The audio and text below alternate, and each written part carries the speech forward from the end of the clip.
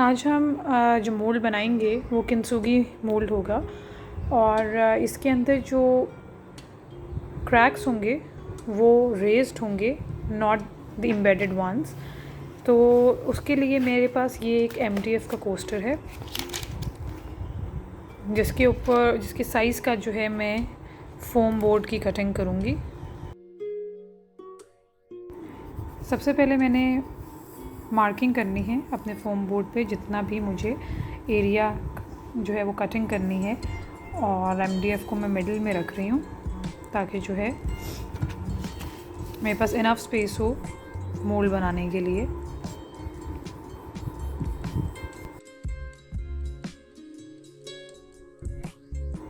एक्जैक्टो knife की help से मैंने इसकी कटिंग कर ली है। So now I have this sample with me. इसको मैं टेपिंग करूँगी ताकि जो मेरा फाइनल प्रोडक्ट हो मोल्ड की वो थोड़ी सी शाइनी भी हो और स्मूथ भी हो।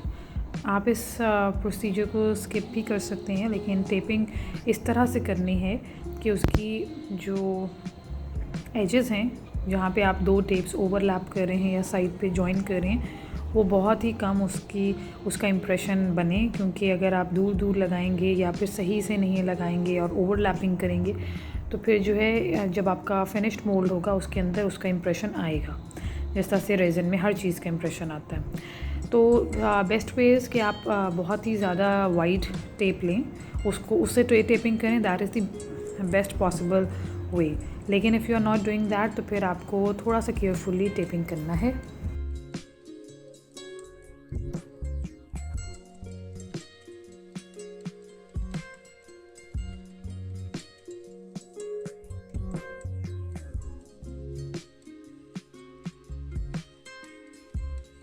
एक्स्ट्रा टेप को मैंने एक्जैक्टो नाइफ की हेल्प से जो है वो काट लिया है।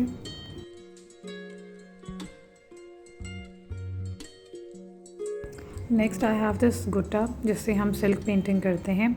इससे जो है मैं कुछ इरेगुलर सी थिक लाइंस क्रिएट कर रही हूँ टेप्ड कोस्टर के ऊपर, क्योंकि हम किंसुगी मोल्ड जो है वो बनाना चाह रहे हैं। तो this has to be done with any kind of raised thing, और गुट्टा जो है उसका एक रेज्ड सा इफ़ेक्ट आता है।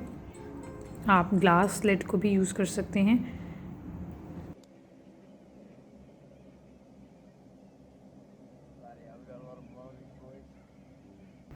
इसकी एप्लीकेशन में एट टाइम्स कुछ बबल्स आते हैं, तो इफ़ यू फील कि कोई बबल है तो आप उसको राइट अवे जो है, जिस तरह से अभी एक बबल क्रिएट हुआ, तो आप राइट अवे उसको पॉप कर लें या फिर किसी थंब पेन या पुश पेन की हेल्प से कर लें।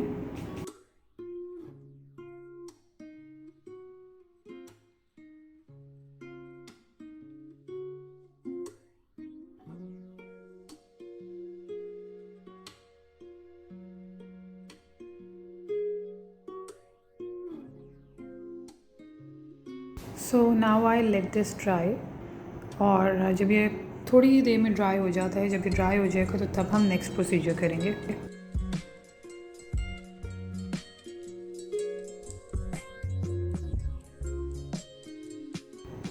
गुट्टा जो है वो फुली ड्राई हो चुका है, और जो मैंने फोम बोर्ड इसके साइज़ का काटा था उसको मैं बहुत ही thin layer of glue gun के साथ जो है ग्लू के साथ जो है पेस्टिंग करूँगी। अगर आप थिक लेयर जो है उसको अप्लाई करेंगे तो फिर देयर आर चांसेस कि जो आपका कोई भी सैम्पल है वो और फोम बोर्ड के दरमियान में थोड़ी सी स्पेस क्रिएट हो जाएगी, जहाँ पर सिलिकॉन जो है वो सीप कर सकता है और आपका जो मोल्ड है वो ख़राब हो सकता है, सही नहीं बनेगा। तो आपने जब भी अपनी किसी भी सैम्पल को, किसी भी आर्टिकल को पेस्ट करना है फोम बोर्ड के साथ, then you have to make sure कि जो आपके एजेस हैं वो बिल्कुल सही से पेस्टेड हैं और उनमें कोई भी माइन्यूट सा भी एयर गैप नहीं है जहाँ से there can be a chance कि आपका सिलिकॉन जो है वो सीप कर सके।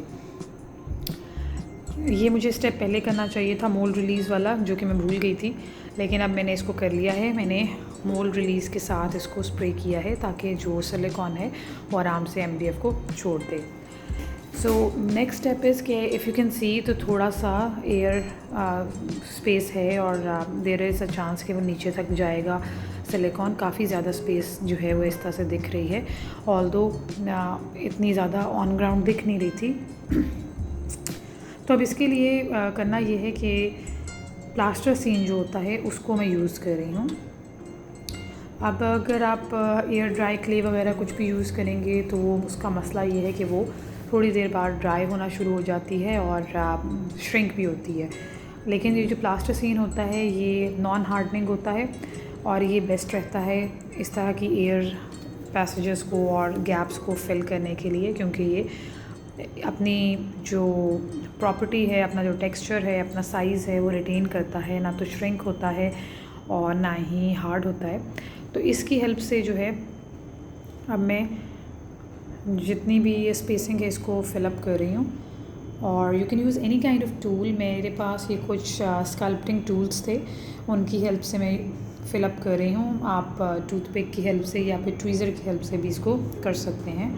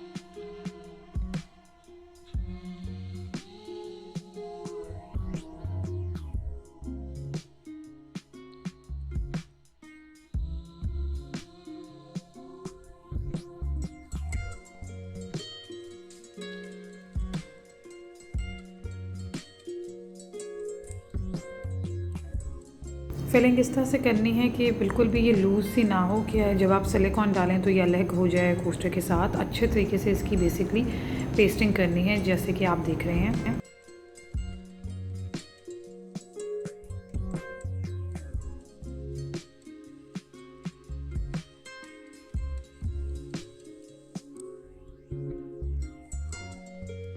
ऑल साइड्स जो हैं वो मेरी सील्ड हैं। एज़ यू कैन सी कि एक किस्म की वो जिसको कहते हैं कि पेस्ट हो चुकी है। प्लास्टर सीन जो है वो बिल्कुल पेस्टेड है और बहुत अच्छे से फिक्स्ड है and there is no air space left. इस स्टेप के बाद अब मैंने वॉल क्रिएट करनी है अपने कोस्टर के अराउंड, और मैं एक हार्ड कार्ड स्टॉक जो है उसको यूज़ कर रही हूँ। आप फ़ोटो पेपर को भी यूज़ कर सकते हैं, बट मेक श्योर कि उसमें बेंड ना आए बल्कि वो सर्कुलर हो। तो मैंने सर्कुलर शेप जो है वो इसको दे दी है, क्योंकि जो डायामीटर था वो कम था, तो मैंने 2 स्ट्रिप्स काट के फ़ोटो पेपर की कार्ड स्टॉक की 2 स्ट्रिप्स काट के उनको टेपिंग करके जॉइन कर लिया है।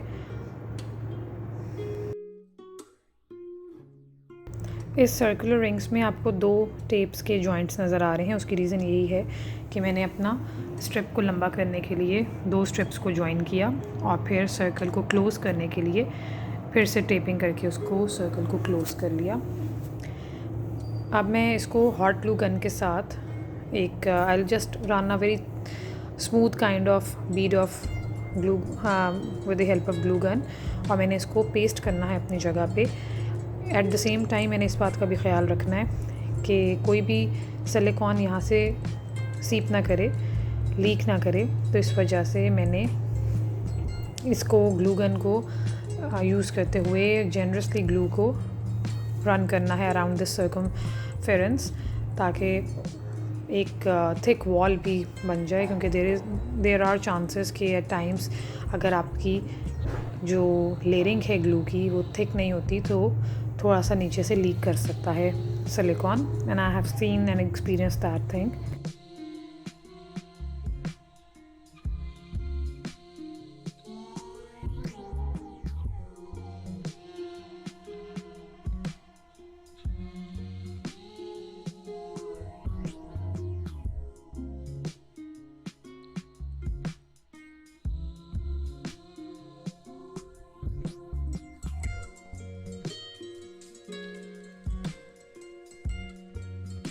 सो नाउ यू कैन सी कि मैंने सर्कमफेरेंस के अराउंड जो सर्कुलर कार्ड स्टॉक है उसके अराउंड मैंने 2-3 दफ़ा ग्लू गन को रन किया है, और बहुत ऑब्वियस है एक थिक लेयर जो ग्लू की मैंने इस पर लगाई है.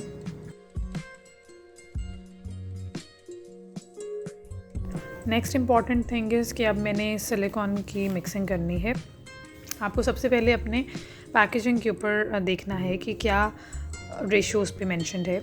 यूजुअली जो पाकिस्तान में मिल रही है वो 1000:2 है. दैट मीन्स कि अगर 50 ग्राम्स आप ले रहे हैं सिलिकॉन, तो फिर आप उसमें 1 ग्राम हार्डनर डालेंगे जो कि लिक्विड होता है, ड्रॉपर बॉटल में मिलता है. मेरा जो स्केल है वो 1 ग्राम प्लस माइनस का एरर देता है, so don't be confused with that. मैं इसके अंदर 100 ग्राम्स जो है वो सिलिकॉन डाल रही हूँ जो कि रबर है.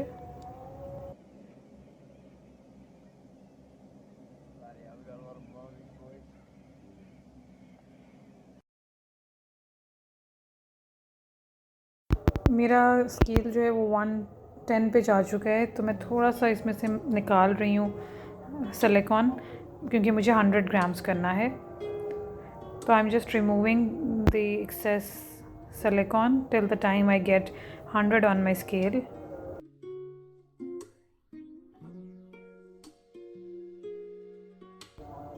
So now it's almost 100. 1 ग्राम का एरर मेरा स्केल देता है, तो 100 ग्राम्स अब मेरे पास है. अब मैं हार्डनर इसमें ऐड करूँगी.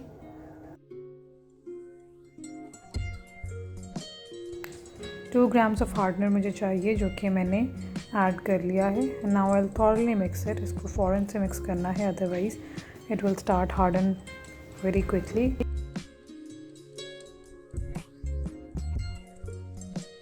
अब इसकी थॉरो स्टिरिंग जो है वो करनी है. ये फ़ौरन से हार्ड होना शुरू हो जाएगा, तो मिक्सिंग जो है वो that should be very very quick, और बहुत अच्छे से इसको मिक्स करना है ताकि कोई भी पोर्शन अनअटेंडेड ना रह जाए जहाँ पर आपका हार्डनर ना गया हो. अदरवाइज़ फिर कुछ एरियाज जो हैं वो बेंडी होंगे और कुछ जो हैं वो हार्ड हो जाएंगे. तो इसलिए मिक्सिंग शुड बी इन अ वे कि आपका जो हार्डनर है वो ठीक तरीके से मिक्सअप हो जाए पूरे सिलिकॉन के साथ. थोड़ा सा जो है टीडियस जॉब है, और थोड़ी सी आपको कुछ ज़्यादा पावर के साथ जो है मिक्सिंग करनी है as compare to what we do in resin, क्योंकि वो एक लिक्विड होता है and this is a very thick kind of rubber. Once you are satisfied with your mixing, तो आपने इसको फ़ौरन से पोरिंग कर देनी है अपने मोल्ड के अंदर.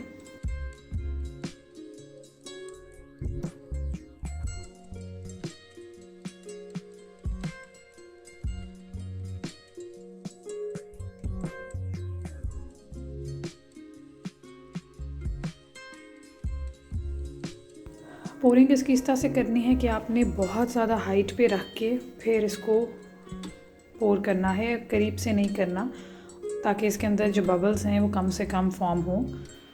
और अगर आप 2-3 बैचेस में काम कर रहे हैं, क्योंकि ज़ाहिर है एक दफ़ा जब आप बना लेते हैं, इफ़ यू फील लाइक कि कम पड़ गया है, तो फिर आपको सेकंड बैच बनाना है जो कि बहुत जल्दी बनाना है ताकि फ़र्स्ट लेयर क्योर ना हो जाए और सेकंड लेयर के साथ मिक्स उसने होना है. इसलिए तो आपने फ़र्स्ट लेयर के अंदर अगर आपका सेकंड बैच बन रहा है तो फर्स्ट लेयर के बबल्स को भी पॉप करना है ताकि there should be no air bubbles, और वो आप करेंगे किसी भी पेन के साथ और या फिर किसी पॉइंटेड चीज़ के साथ. और जो पोरिंग है काफ़ी हाइट से करनी है ताकि बबल्स जो हैं वो कम से कम बने.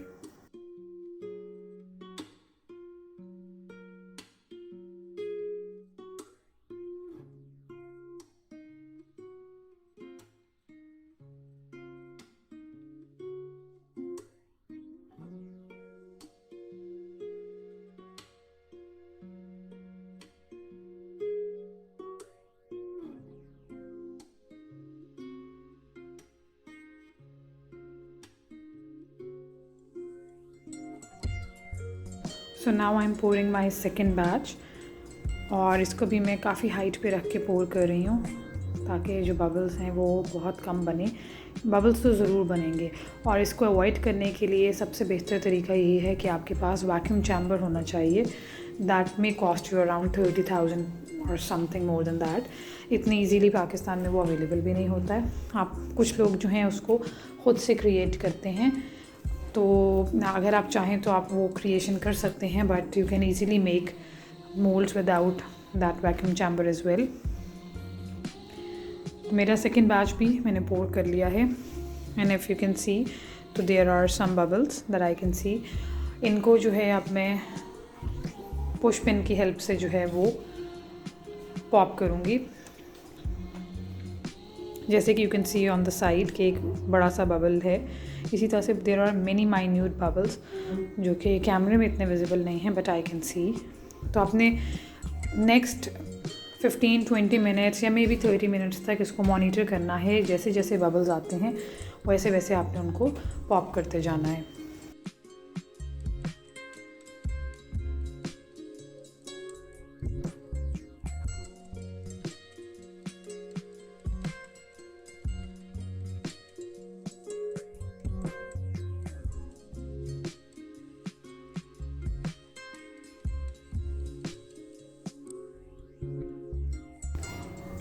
I have given it 24 hours और मेरा मोल्ड जो है वो परफेक्टली क्यूर्ड है।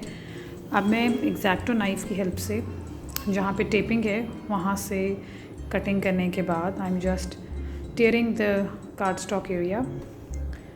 आप स्कॉच टेप के बजाय मास्किंग टेप को भी यूज़ कर सकते हैं, that is equally beneficial.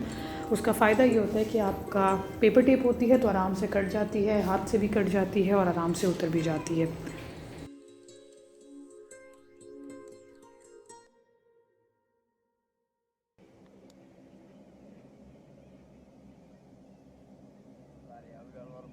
So now you can सी कि कितनी आसानी के साथ जो है ये पेपर उतरता जा रहा है, और जो मोल्ड है वो अपनी जगह पे इंटैक्ट है बड़ी अच्छी फिनिश के साथ।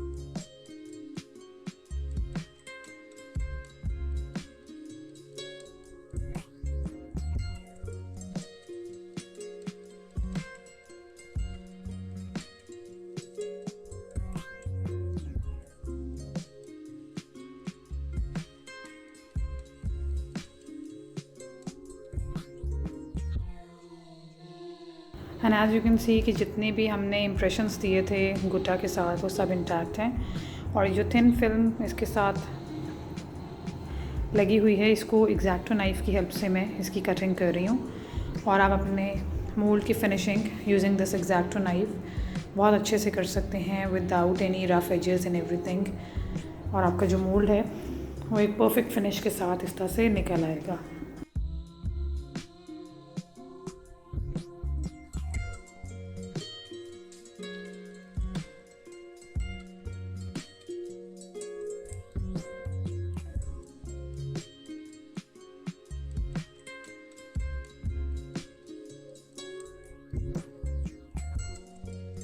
कटिंग के बाद जो येलो प्लास्टर सीन थोड़ा सा मोल्ड के अंदर लगा हुआ दिख रहा है आपको, इसको वॉश करने से ये इजीली उतर जाता है। And this mould is now ready to use.